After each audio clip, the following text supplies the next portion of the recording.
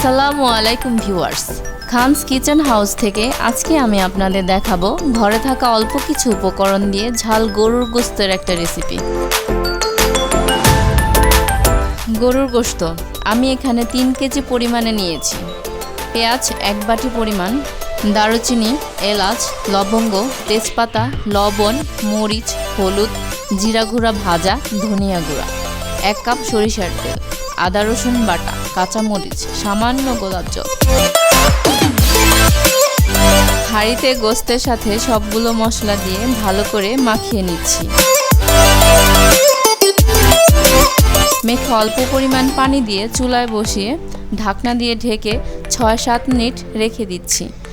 ঢাকনা তুলে নাড়াচাড়া দিয়ে 10-12টি কাঁচামরিচ দিয়ে দিচ্ছি। মাঝে মাঝে নেড়ে চেড়ে দিচ্ছি যেন নিচে লেগে না যায়।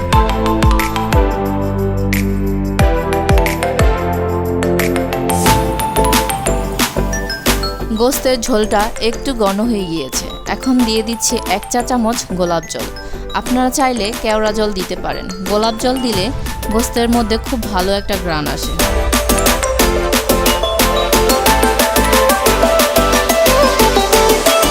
গোশতটা ভালো করে নেড়ে চেড়ে মিশিয়ে দিচ্ছি।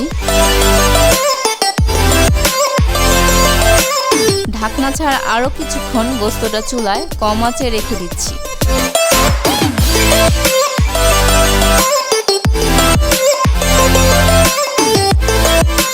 ঝোলটা মাখা মাখা হয়ে গিয়েছে, গোশতটাও সেদ্ধ হয়ে গিয়েছে।